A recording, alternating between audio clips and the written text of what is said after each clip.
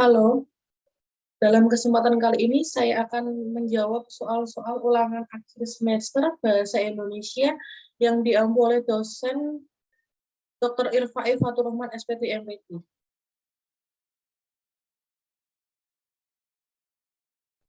Perkenalkan, nama saya Nadia Okta Ardianti dengan nomor induk mahasiswa 202111177, kelas 2B Manajemen, Fakultas Ekonomi dan Bisnis. Soal yang pertama, jelaskan pola bentuk gabungan terikat, tuliskan kembali bentuk gabungan terikat berikut ini. 1. Adi ditambah kuasa, 2.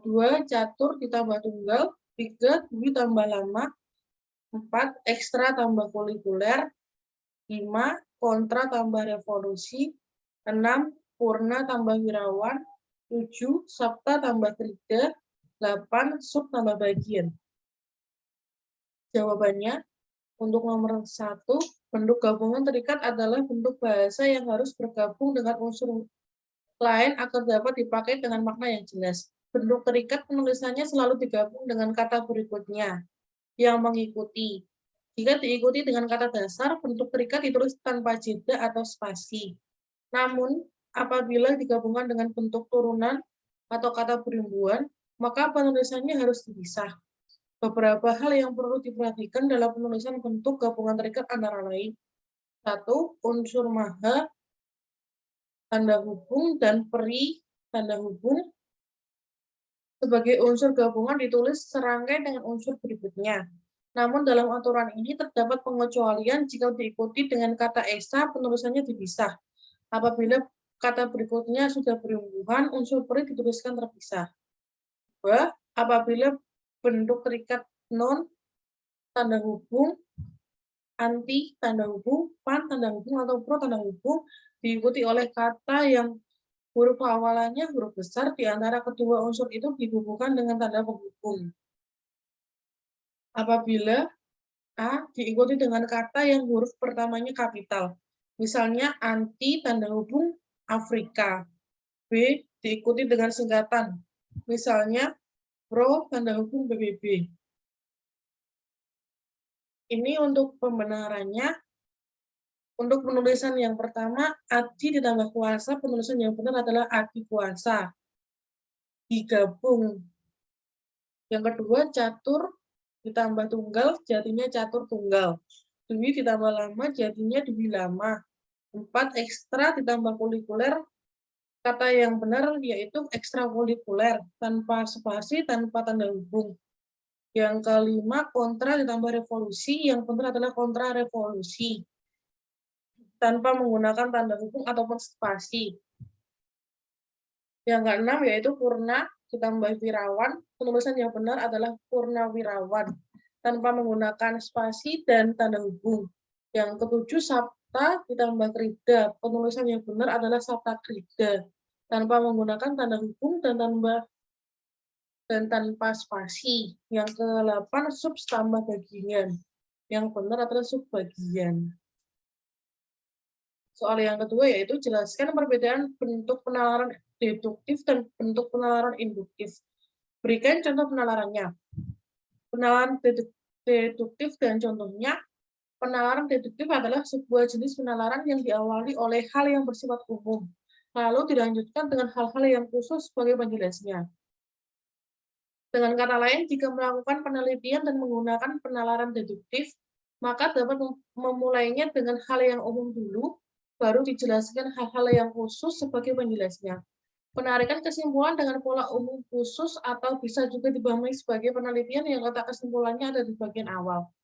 Penalaran deduktif merupakan logika untuk membuat satu atau lebih kesimpulan berdasarkan premis yang diberikan.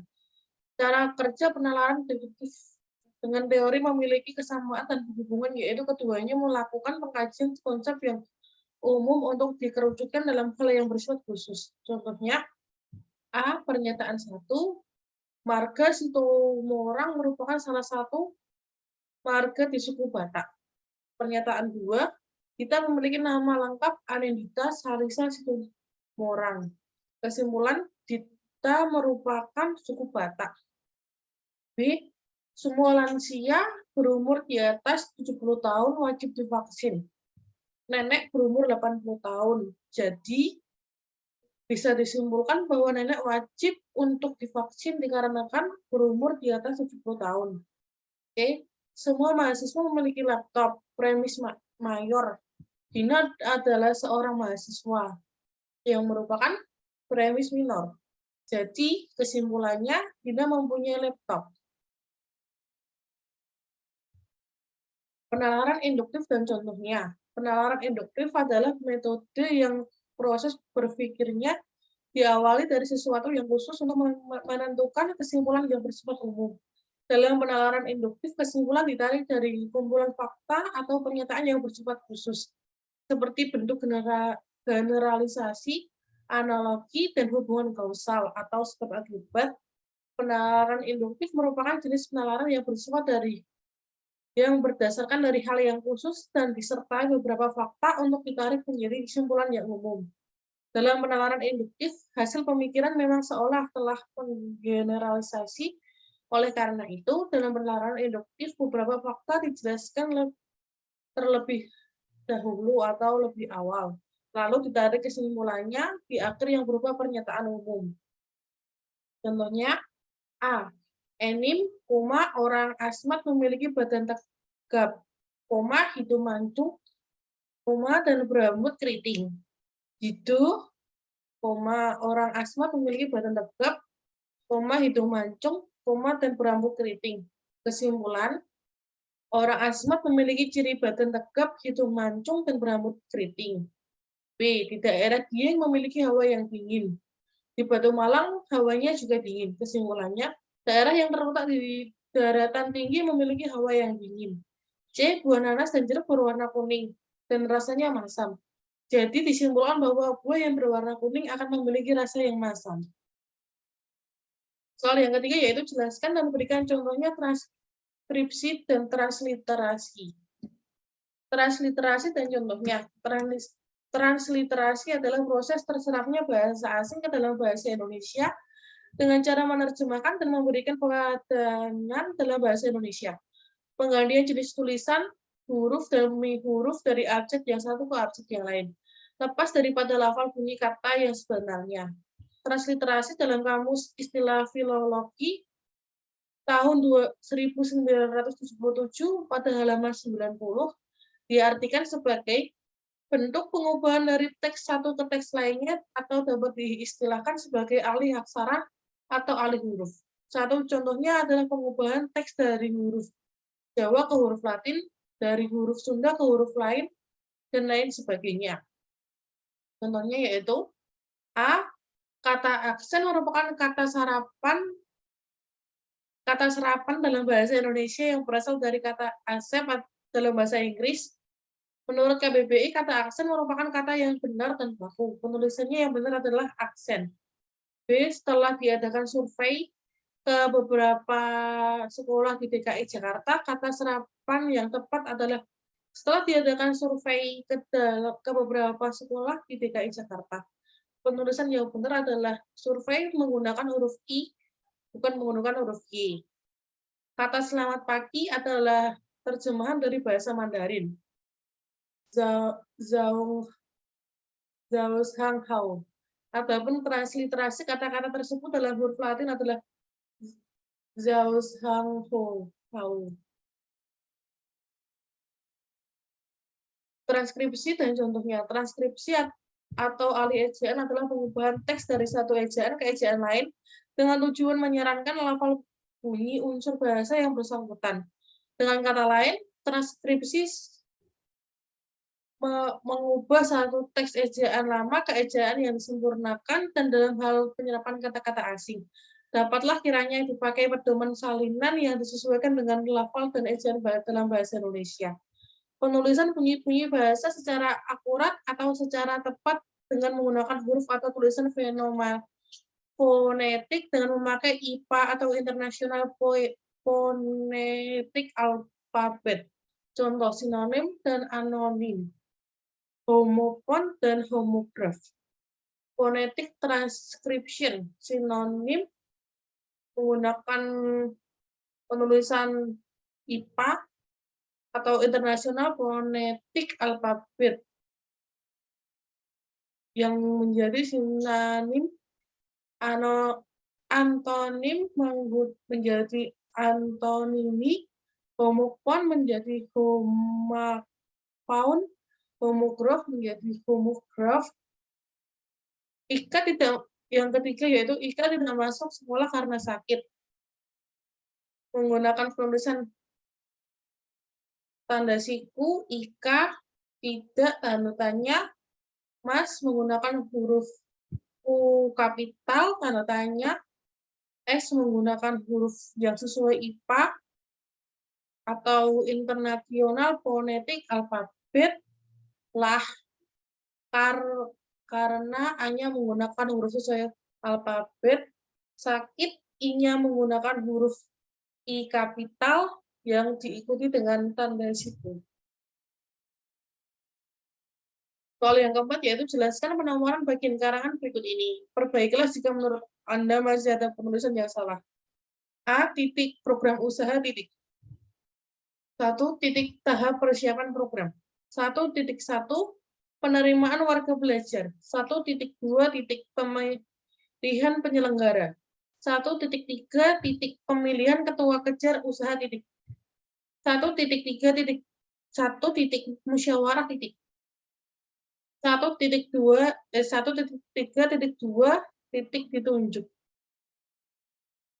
Jawabannya adalah berikut adalah aturan penomoran dalam membuat karangan. 1. Nomor untuk bab ditulis dengan angka Romawi, misalkan Romawi 1, Romawi 2, Romawi 3, dan sebagainya. 2. Untuk nomor untuk subbab ditulis dengan angka 1.1, 1.2, 1.3, dan sebagainya tanpa diikuti dengan tanda titik dan dilanjutkan dengan teks judul. 3. Nomor untuk anak subbab ditulis dengan angka 1.1, 1.1, 2.1, 3.1.1, dan sebagainya, tanpa diikuti dengan tanda titik, dan dilanjutkan dengan teks judul. 4. Nomor untuk anak subbab pertama ditulis dengan angka 1, 2, 3, dan sebagainya. 5. Nomor untuk anak subbab kedua ditulis dengan huruf A, B, C, dan sebagainya. 6. Nomor untuk anak subbab ketiga ditulis dengan angka 1, tanda kurung tutup, 2, tanda kurung tutup, 3, tanda kurung tutup, dan sebagainya. 7. Nomor untuk anak subbab keempat ditulis dengan huruf A, tanda kurung tutup, B, tanda kurung tutup, C, tanda kurung tutup, dan sebagainya. 8. Nomor untuk anak subbab kelima ditulis dengan angka tanda kurung buka 1, tanda kurung tutup, tanda kurung buka 2, tanda kurung tutup, tanda kurung buka 3, tanda kurung tutup, dan sebagainya. 9. Nomor untuk anak subbab ke-6 ditulis dengan angka tanda kurung buka A, tanda kurung tutup, tanda kurung buka B, tanda kurung tutup, tanda kurung buka C, tanda kurung tutup, dan sebagainya. Analisis penomoran karangan. Pada penulisan A titik program usaha merupakan bab. Bentuk penomoran nomor 1 titik tahap persiapan program titik merupakan anak subbab. 1.1 penerimaan harga warga belajar. Untuk penulisan penomoran anak subbab tidak perlu menggunakan tanda titik di belakang sebelum penulisan judul. Contohnya 1.1 tanpa menggunakan tanda titik yang mengikuti. Begitu pula yang lainnya. 1.3.1 musyawarah merupakan anak subbab pertama. Soal yang kelima yaitu jelaskan cara penulisan gelar akademik yang benar. Kemudian jawab soal berikut ini. Jika masih salah, penulisannya segera diperbaiki. 1. Bayu Maharani S.S. 2. R.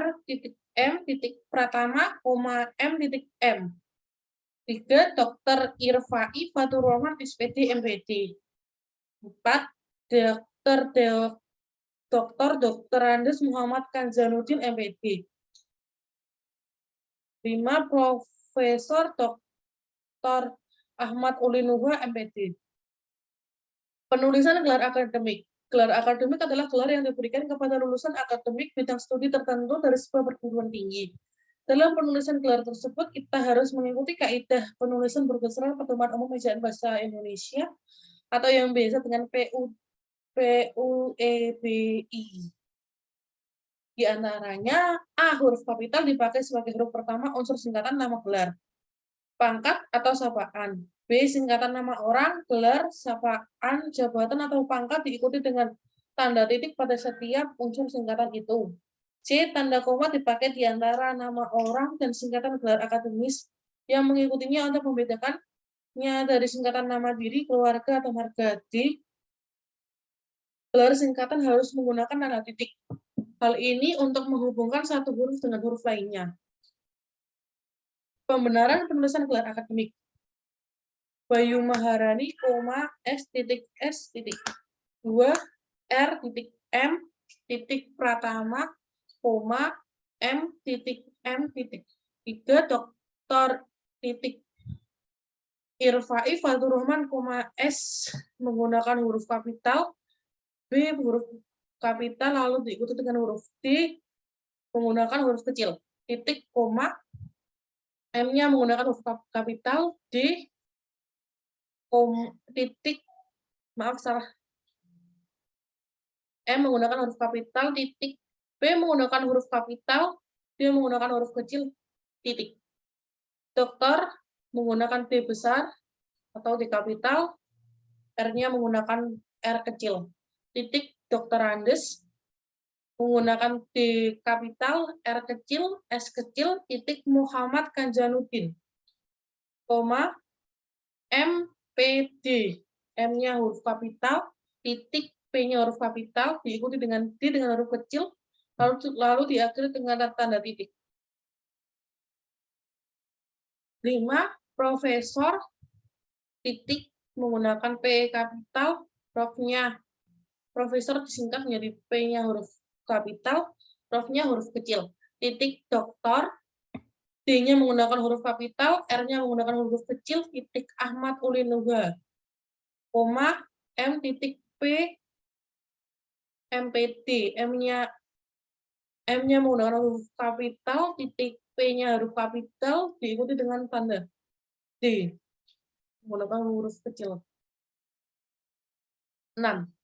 Jelaskan penggunaan tanda elipsis, tanda sikut, dan tanda kurung. Berikan contoh penggunaan tanda tersebut dalam kalimat. Penggunaan tanda baca. 1. Tanda baca elipsis atau titik-titik. 1. Penulisan kalimat yang terputus-putus. Tanda elipsis ditulis dengan cara titik, spasi, titik. Tanda ini dipakai dalam penulisan kalimat yang terputus-putus, yang difungsikan sebagai penanda adanya bagian kalimat yang dihilangkan atau dipotong. Contoh, spasi, aku juga tidak habis pikir dengan kejadian itu. 2. Penyebab penurunan prestasinya, spasi, spasi akan diselidiki. 3. Sudahlah, spasi, spasi, hentikan perdebatan ini. 2. Penunjukan ada bagian naskah yang dihilangkan. Tanda elipsis dipakai juga untuk menunjukkan kalau di sebuah kalimat ada bagian yang dihilangkan. Contoh, hal yang patut dihindari, spasi, spasi serta menjadi masalah yang cukup besar dalam teknik pembuat website. Jika bagian yang dihilangkan itu akhir dari kalimat, maka perlu menggunakan 4 titik. Spasi, spasi, 3 titik penanda hilangnya bagian teks, dan 1 sebagai tanda akhir kalimat. Contoh, dia termasuk orang setuju dengan spasi, spasi, contoh, Kata dasar yang tepat bagi kalimat di atas adalah spasi, titik, spasi, titik, spasi, titik, spasi, titik.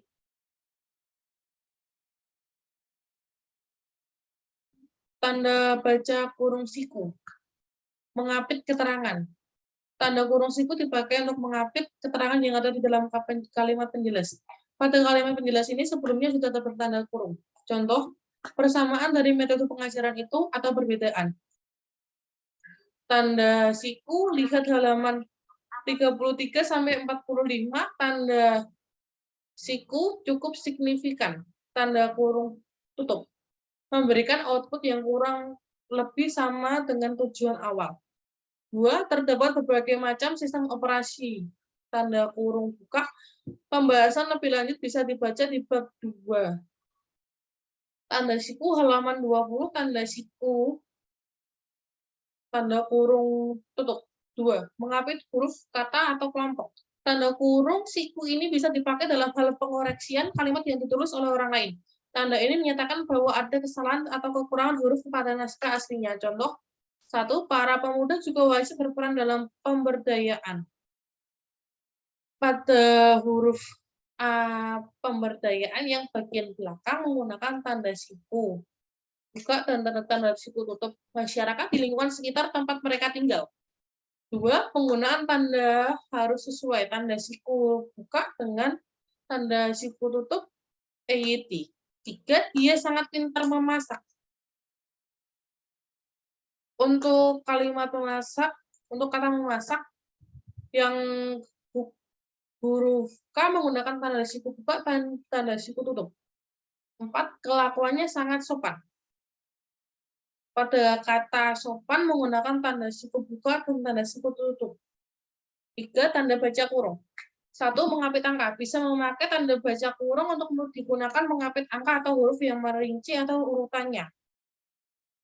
Contoh, harta kekayaan meliputi tanda kurung buka, A, tanda kurung tutup, logam mulia, koma, tanda kurung buka, B, tanda kurung tutup, properti, koma, dan tanda kurung buka, C, tanda kurung tutup, saham. 2. Mengapit huruf. Tanda kurung dipakai mengapit huruf atau kata yang kemunculannya di kalimat dapat dihilangkan. Contoh, pendaki amatiran tidak diperkenankan untuk mendaki sampai puncak. Tanda kurung. Pada kata puncak menggunakan tanda kurung buka dan tanda kurung tutup. Mahameru. 3. Mengapit keterangan. Bisa menggunakan tanda kurung untuk mengapit keterangan atau penjelasan yang bukan bagian pokok dari sebuah kalimat. Contohnya, bukti tersebut tanda kurung buka, lihat gambar 1.1. Tanda kurung tutup. Menunjukkan kalau pola makan sangat berpengaruh terhadap kesehatan. 4. Tambahan keterangan. Untuk menjelaskan keterangan yang berupa abreviasi digunakan pula tanda kurung. Contoh, Kementerian Keuangan Republik Indonesia atau Kemenku RI. Yang dalam kata Kemenku RI menggunakan tanda kurung buka dan tanda kurung tutup. Telah mengeluarkan kebijakan penggunaan materai 10.000 dalam dokumen berharga. Soal yang ketujuh yaitu jelaskan 3 cara penalaran induktif meliputi generalisasi, analogi, dan hubungan sebab akibat atau kausal. Silakan jelaskan satu persatu beserta contohnya. 3 cara penalaran induktif. Tahapan terakhir yang harus dilakukan oleh pihak yang berdebat, baik tim afirmasi maupun tim oposisi, adalah menyampaikan simpulan. Simpulan tersebut dirumuskan berdasarkan pendapat dan argumen yang telah disampaikan sebelumnya. Simpulan dapat juga disebut sebagai hasil dari pembicaraan. Ada 3 cara untuk menarik kesimpulan dengan penalaran induktif, yaitu generalisasi, analogi, dan sebab akibat. 1. Generalisasi. Penarikan kesimpulan dengan cara generalisasi berpangkal pada pernyataan-pernyataan yang bersifat khusus. Fenomena khusus kemudian ditarik pernyataan yang bersifat general atau umum. 2. Analogi. Analogi merupakan proses penarikan kesimpulan yang didasarkan atas perbandingan 2 hal yang berbeda. Tetapi karena mempunyai kesamaan segi, fungsi, atau ciri, kemudian keduanya dibandingkan atau disamakan. Kesamaan keduanya inilah yang menjadi dasar penarikan kesimpulan. 3. Sebab akibat. Penarikan kesimpulan secara induktif berikutnya adalah sebab akibat. Dalam pola penalaran ini, sebab bisa menjadi gagasan utamanya, sedangkan akibat menjadi gagasan penjelasnya. Namun dapat juga terjadi sebaliknya. Beberapa sebab dapat menjadi gagasan penjelas, sedangkan akibat menjadi gagasan utamanya. Dalam debat, penarikan kesimpulan dilakukan setelah pernyataan pendapat dan argumen disampaikan lebih dulu, maka pola yang kedua lebih tepat. Oleh karena itu, akibat menjadi gagasan utama, sedangkan sebabnya menjadi gagasan penjelas yang disampaikan lebih dulu. Contoh penalaran induktif. Satu, generalisasi. Contohnya, dalam lomba kebersihan antar kelas, kelas 2 IPA 1, juara pertama dalam lomba olahraga antar kelas, dalam olahraga antar kelas, kelas 2 IPA 1, juara 1. Ini. Hasil ulangan umum semester 1, nilai anak-anak kelas 2 IPA 1 bagus. Jadi kesimpulannya, anak-anak kelas 2 IPA 1 berprestasi baik. Contoh yang kedua yaitu pemerintah telah menjadikan Pulau Komodo sebagai habitat pelestarian komodotik. Di ujung bulan, pemerintah membuat cagar alam untuk pelestarian badak bercula 1. Selain itu, sejumlah undang-undang dibuat untuk melindungi hewan-hewan langka dari incaran pemburu. Banyak cara yang dilakukan pemerintah untuk melestarikan hewan langka. Sebagai kesimpulan, 2. Analogi. Kalau Anda gemar tanaman hias, tentu Anda mengenal dengan baik cara menanam dan merawatnya dalam taman. Kalau pada dasarnya proses merawat taman sama dengan proses merawat anak dalam keluarga. Keduanya sama-sama memerlukan keterampilan dan perhatian khusus. Pada tanaman diperlukan keterampilan mengolah tanah dan memberi pupuk, serta memberi perhatian khusus, yaitu menyirami tepat waktu, agar kelak memberikan hasil yang memuaskan. Begitu pula dengan merawat anak. Pada anak diperlukan kemampuan memberi makanan bergizi, pembentukan kepribadian, serta perhatian khusus, yaitu memberi kasih sayang agar kelak anak tumbuh menjadi anak sehat, cerdas, dan bermoral baik. Dengan demikian, dapat disimpulkan sang perawat harus memiliki keterampilan khusus di bidang masing-masing. Contoh yang kedua yaitu, semesta berjalan dengan teratur seperti jalannya sebuah mesin, matahari, bumi, bulan, dan bintang, yang jumlahnya berjuta-juta, berjalan seperti berputarnya sebuah roda mesin yang rumit. Semua bergerak mengikuti irama tertentu. Mesin rumit itu ada yang membuatnya, yaitu manusia. Manusia yang pandai, teliti, dan senang memecahkan suatu masalah, jadi alam yang luas dan dapat beredar dengan rapi, serta isinya ada yang mencipta. Tuhan maha pandai dan maha teliti sehingga manusia harus selalu ingat padanya. Contoh pelanggaran induktif yang ketiga yaitu sebab akibat atau kausal. Dengan contoh, Rina adalah anak yang sangat baik hati. Ia selalu membantu teman-temannya yang sedang membutuhkan, seperti membantu menjelaskan pelajaran yang belum dimengerti. Tak jarang pula, Rina ikut membantu teman-temannya dalam mengejar nilai yang masih di bawah rata-rata. Selain membantu teman-teman, Rina pun senang membantu guru-guru. Ia tak segan-segan membantu para guru dengan membawakan buku-buku ke kelas atau ke ruang guru. Oleh sebab itu, tak heran apabila semua teman sekelas, bahkan guru-guru pun sangat menyukai perilaku baik Rina. Soal yang ke-8 yaitu jelaskan apa yang dimaksud dengan silogisme. Berikan contoh silogisme. Silogisme dan contohnya, penalaran deduktif disebut juga dengan silogisme, atau cara penalaran atau cara penarikan kesimpulan secara deduktif, yaitu dari premis umum dan premis khusus. Pada preposisi, terutama silogisme adalah premis mayor dengan isi generalisasi. Sementara pada preposisi kedua, silogisme adalah premis minor, dengan isi peristiwa atau pernyataan khusus. Preposisi ketiga silogisme adalah kesimpulan. Modus silogisme ditandai dengan adanya dua pernyataan majemuk implikasi.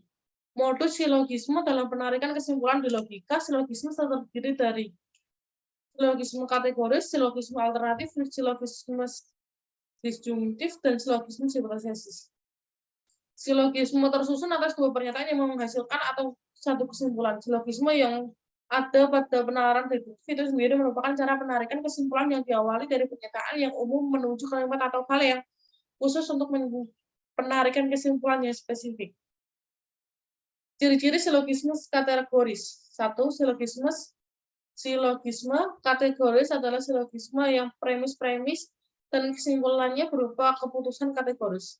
2. Silogisme ini dapat dibedakan menjadi silogisme kategoris tunggal karena terdiri atas 2 premis, silogisme kategoris tersusun karena terdiri atas lebih dari 2 premis.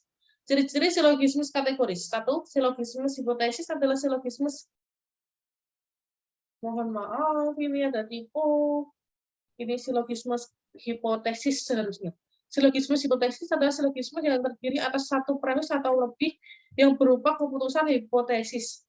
Silogisme ini juga dapat dibedakan menjadi silogisme hipotesis kondisional yang ditandai dengan ungkapan. Contohnya, jika titik-titik tanda kurung buka, maka tanda kering tutup titik-titik, koma. Silogisme hipotesis disjungtif yang ditandai dengan ungkapan. Titik-titik-titik, koma, atau titik-titik-titik, koma. Silogisme hipotesis konjungtif yang ditandai dengan ungkapan. Tidak sekaligus titik-titik dan titik-titik. Contoh silogisme. 1. Silogisme kategoris. Semua mamalia menyusui anaknya, tanda yang termasuk premis mayor. Semua kambing adalah mamalia, premis minor. Semua kambing menyusui anaknya. Konklusi. 2. Silogisme hipotesis. Jika hari ini hujan, saya tidak akan pergi ke rumah tante. Premis mayor. 2. Hari ini hujan, premis minor. 3. Saya tidak akan pergi ke rumah tante. Konklusi. 3. Silogisme alternatif. Contohnya, Budi bersekolah di Jakarta atau Bandung. Premis mayor, Budi bersekolah di Bandung. Premis minor. Jadi, Budi tidak bersekolah di Jakarta. Konklusi. Silogisme disjungtif, kamu atau saya yang pergi. Premis mayor, kamu tidak pergi. Premis minor, maka sayalah yang pergi. Konklusi. Contoh silogisme. PU, makanan yang sudah kadaluarsa tidak boleh dikonsumsi. PK, roti itu sudah kadaluarsa. Kesimpulannya, roti itu tidak boleh dikonsumsi. PU, setiap penduduk yang sudah berumur 17 tahun ke atas harus memiliki KTP. PK, si Arman sudah berumur 17 tahun ke atas. Kesimpulan, si Arman harus memiliki KTP. Soal yang ke-9 yaitu apa yang dimaksud dengan konjungsi. Sebutkan jenis konjungsi dan berikan contoh penerapannya. Konjungsi dan contohnya. Konjungsi atau kata hubung merupakan kata yang digunakan untuk menghubungkan antar kalimat, antar klausa, serta antar paragraf. Konjungsi terdiri atas konjungsi interkalimat dan konjungsi antar kalimat. Konjungsi interkalimat merupakan kata yang menghubungkan satu kata dan kata lain dalam satu kalimat. Konjungsi intrakalimat adalah konjungsi yang digunakan di dalam satu kalimat. Konjungsi ini menghubungkan kata, frasa, atau klausa dalam kalimat yang sama. Bentuk konjungsi intrakalimat merupakan bentuk konjungsi paling banyak di antara konjungsi lainnya. Secara umum, konjungsi ke intrakalimat dibagi menjadi 2 jenis sebagai berikut. A. Konjungsi intrakalimat koordinatif atau setara. Konjungsi intrakalimat koordinatif digunakan untuk menghubungkan antar klausa dalam satu kalimat setara. 2 unsur yang dihubungkan dengan konjungsi koordinatif sama pentingnya atau memiliki unsur penyusun kalimat yang sama. Artinya klausa-klausa yang dihubungkan bisa berdiri sendiri dan tidak ada yang berfungsi menerangkan. Contoh, mereka menyebut kedatangan rombongan atlet serta para pelatihnya di bandara. 2. Bandal tersebut bukan berbahan dakron, melainkan bulwangsa. 3. Para peserta lomba sudah menunggu di pintu masuk, sedangkan panitia masih mempersiapkan tempat yang akan digunakan. 4. Kamu bisa membawa kendaraan pribadi atau menggunakan transportasi umum saja. 5. Pemerintah melakukan koordinasi, kemudian mengambil keputusan. Dalam kalimat pertama, yang merupakan konjungsi intrakalimat koordinatif adalah serta. Pada contoh kedua, yaitu kata melainkan. Pada contoh ketiga, yaitu sedangkan. Pada contoh keempat, yaitu atau. Pada contoh kelima, yaitu kemudian. B. Konjungsi intrakalimat subordinatif atau bertingkat. Konjungsi interkalimat subordinatif digunakan untuk menghubungkan klausa-klausa dalam satu kalimat yang hubungannya berbeda. Artinya, ada klausa yang berfungsi sebagai induk kalimat dan anak kalimat. Konjungsi subordinatif berfungsi menyambungkan kalimat tidak setara, yang tidak bisa berdiri sendiri dan menandai kehadiran fungsi keterangan di dalam kalimat. Contoh, sejak acara itulah nama Victoria mulai menanjak. 2. Dia membuat adonan pipih seperti cakra. 3. Kedamaian akan tercipta bila semua pihak menahan diri. 4. Banyak pengamat menyatakan bahwa hal tersebut tidak perlu dilakukan. 5. Aku akan sering mengunjungi kampung halaman seandainya jaraknya dekat. 7. Film horor itu sangat menakutkan baginya, sehingga terbawa mimpi. 8. Jalan tersebut lebih baik dilalui sebelum matahari tenggelam. Pada contoh ini, yang merupakan konjungsi interkalimat subordinatif atau bertingkat, yaitu pada contoh pertama, kata sejak, pada contoh kedua, pada kata seperti, contoh ketiga pada kata bila, contoh keempat pada kata bahwa, contoh kelima pada kata seandainya, contoh ketujuh pada kata sehingga, contoh kedelapan pada kata sebelum. Konjungsi dan contohnya. Konjungsi antar kalimat merupakan kata yang menghubungkan satu kalimat dengan kalimat lain. Konjungsi antar kalimat selalu memulai kalimat baru. Contoh, kita jangan terus-menerus menebang pohon-pohon di hutan ini. Sebaliknya, kita harus menanam pohon baru. 2. Mereka harus menunggu hingga nilai UTBK muncul. Setelah itu, barulah mereka dapat mendaftar SBMPTN. 3. Indonesia banyak mengekspor hasil pertanian. Selain itu, tidak sedikit pula hasil pertambangan yang diekspor. 4. Kita dilanda banjir bandang tahun ini. Sesungguhnya bencana ini telah kita ramalkan tahun kemarin. 5. Keadaannya memang sudah aman, akan tetapi kita harus tetap waspada. Pada contoh ini yang merupakan konjungsi antar kalimat adalah pada contoh pertama, kata sebaliknya merupakan konjungsi antar kalimat. Pada kalimat kedua, pada kata setelah itu, kalimat ketiga pada kata selain itu, pada kalimat contoh keempat pada kata sesungguhnya, contoh kelima pada kata akan tetapi. C. Konjungsi korelatif. Konjungsi korelatif adalah konjungsi yang menggabungkan dua kalimat yang bentuknya berupa kata, frasa, maupun klausa ke dalam satu kalimat. Hubungan antar frasa, kata, dan klausa ini adalah sederajat atau setara yang mempunyai hubungan timbal balik. Contoh, 1. Pada kata baik, persiapan maupun pelaksanaannya semua berjalan lancar. 2. Semua telah dipersiapkan sedemikian rupa sehingga acara berlangsung tanpa kendala. 3. Baik dia maupun aku saling percaya satu sama lain. 4. Bukan dia saja, melainkan aku juga berbuat salah.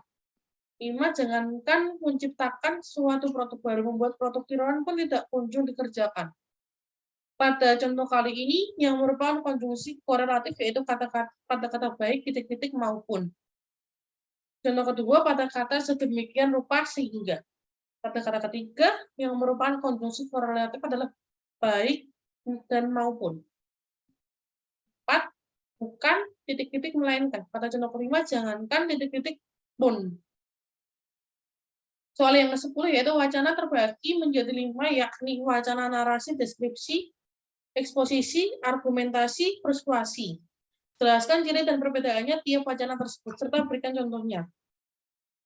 Wacana adalah satuan bahasa yang paling tinggi dan terlengkap yang direalisasikan dalam bentuk karangan atau laporan utuh, seperti novel, buku, artikel, pidato, atau khotbah yang membawa amanat lengkap. Wacana bisa diartikan sebagai gabungan paragraf. Wacana narasi. Wacana narasi adalah wacana yang menceritakan suatu kejadian atau peristiwa secara urut, berdasarkan urutan waktunya. Paragraf ini memiliki tokoh, tempat, waktu, dan suasana. Contoh, Rania berjalan perlahan menuju panggung. Ia merasa amat gugup karena ini adalah pertama kalinya Rania harus tampil di depan publik. Setiap langkah yang diambil Rania untuk naik tangga panggung terasa mencengkam. Jantung Rania berdegup kencang, tangannya pun berkeringat dingin. Namun, saat sudah bernyanyi, Rania lupa akan kegugupannya. Ia bernyanyi sangat merdu dan cantik. Wacana deskripsi. Wacana deskripsi adalah wacana yang menggambarkan suatu objek secara detail sehingga pembaca serasa melihat, mendengarkan, dan menyentuhnya sendiri. Objek yang dimaksud bisa berupa benda, orang, atau tempat. Contoh, Dari kejauhan meja kayu itu tampak biasa, tetapi jika sudah mendekat, keindahannya kayu tersebut nampak sangat jelas. Meja kayu berwarna coklat tua tersebut berukuran 1 x 1 meter. Tidak seperti meja kayu yang dibuat asal-asalan, meja kayu yang satu ini dibentuk dengan amat mulus dan licin. Ukiran di pinggirannya dibuat dengan tangan, menunjukkan betapa eksklusifnya meja tersebut. Wacana argumentasi. Wacana argumentasi adalah wacana yang berisi pendapat atau opini pribadi si penulis. Paragraf ini tentunya yang didukung dengan alasan logis dan fakta-fakta yang bisa menguatkan argumentasi si penulis. Paragraf ini dibuat dengan tujuan untuk memberikan pandangan mengenai suatu peristiwa kepada pembaca. Contohnya, masalah kebanjiran di Jakarta bukan perkara sepele yang bisa diselesaikan begitu saja. Pasalnya, walaupun bantaran sungai sudah dibersihkan, tetapi masih banyak warga yang belum mempunyai kesadaran untuk tidak membuang sampah sembarangan. Selain itu, tingginya tingkat pembangunan gedung-gedung di Jakarta juga menyebabkan kurangnya daerah resapan air. Sementara volume air saat musim hujan lebih banyak ketimbang daerah resapan airnya. Wacana eksposisi. Wacana eksposisi adalah wacana yang berisi informasi, fakta, atau pengetahuan. Wacana ini dibuat dengan tujuan menambah wawasan di si pembaca. Biasanya wacana ini disertai data-data berupa penelitian ilmiah, tabel grafik, dan lain-lain. Wacana eksposisi memiliki tujuan yaitu memaparkan, menyampaikan informasi, menjelaskan, dan juga menerangkan suatu topik kepada orang lain. Contoh, hingga saat ini pendidikan di Indonesia masih belum merata. Masih banyak sekolah, terutama di daerah pedalaman Indonesia, yang belum memiliki fasilitas memadai dan sumber tenaga pengajar berkualitas. Hal ini didasarkan pada data yang diungkap oleh Lead Advisor on Skill Development, Declare Education Government's Analytical and Capacity Development Partnership, atau yang biasa disebut dengan ACDP Indonesia. Wacana persuasi adalah wacana yang bertujuan untuk mengajak atau membujuk pembaca melakukan sesuatu. Tentu saja tulisan ini juga harus didukung alasan logis dan fakta-fakta serta tujuan yang menarik supaya bisa mendapatkan perhatian pembaca. Contoh, di dalam tubuh yang sehat terdapat jiwa yang kuat. Itulah ungkapan yang harus ditanamkan dalam diri sendiri supaya harus bersemangat memelihara pola hidup yang sehat. Selain makanan bergizi, olahraga pun penting dijadikan aktivitas rutin sehari-hari. Tidak hanya untuk hidup sehat, rajin berolahraga pun bisa mengurangi stres, memperkuat imunitas tubuh, membuat tidur lebih nyenyak, dan mencegah penyakit-penyakit berbahaya seperti kolesterol, hipertensi, dan jantung. Loh, ayo rajin olahraga mulai sekarang. Terima kasih.